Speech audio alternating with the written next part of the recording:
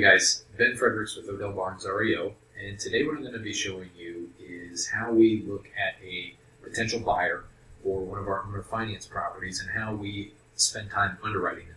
Now, I spent a lot of years doing field underwriting when I worked for Lehman Brothers, so I'm pretty efficient at this, but this will give you a basic understanding of how to underwrite a buyer's income versus what their expenses are, and what kind of target you should expect when it comes to debt-to-income ratio, okay?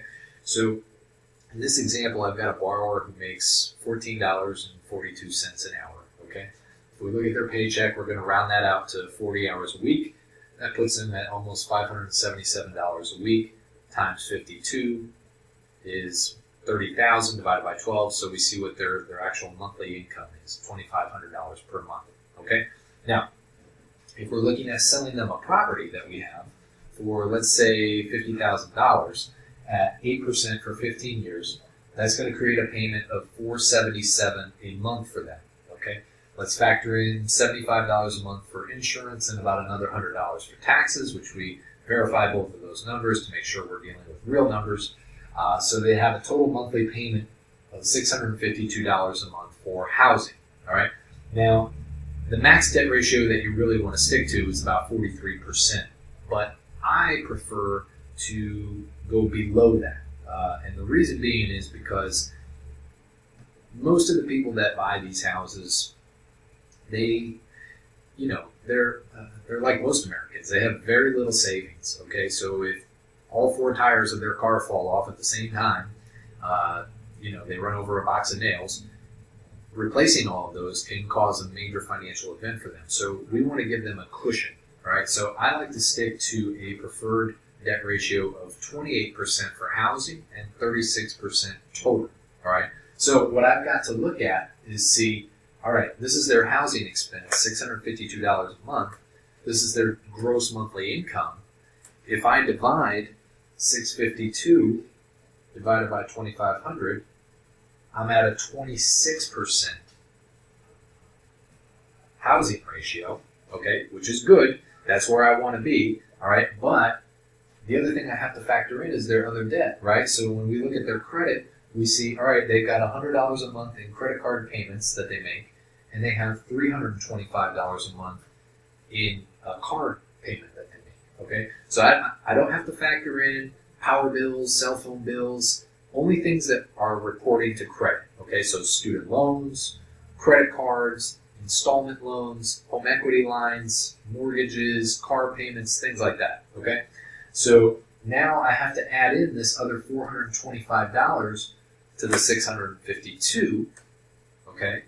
And now I'm looking at their total monthly debt obligation is going to be $1,077, all right?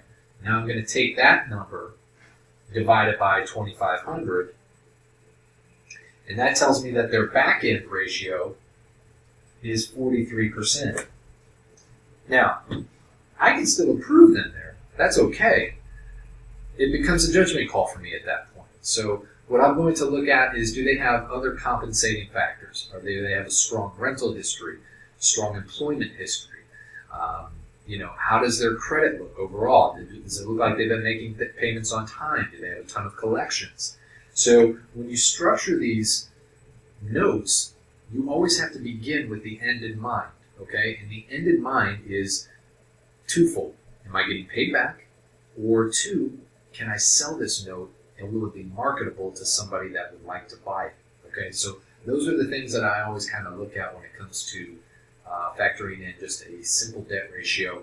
But again, I like to stay close to 28-36. And the other reason for that is not only because does it give them the cushion, but those are Fannie Mae guidelines and FHA guidelines. So if the buyer wants to refinance, which for me is ideal because in 12, 24, 36 months, I get all of the money as opposed to selling the note at a discount. So that puts them in a very good position to get approved for a conventional loan down the road.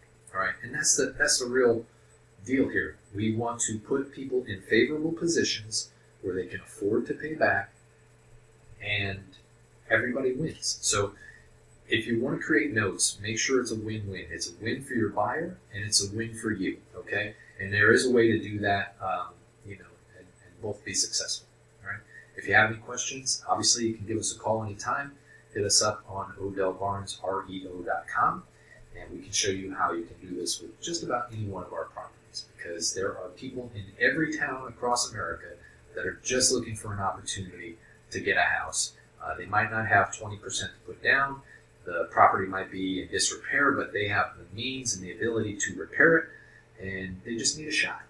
And so if we can help you do that and increase your monthly cash flow with some note income, let us know how we can help. Thanks.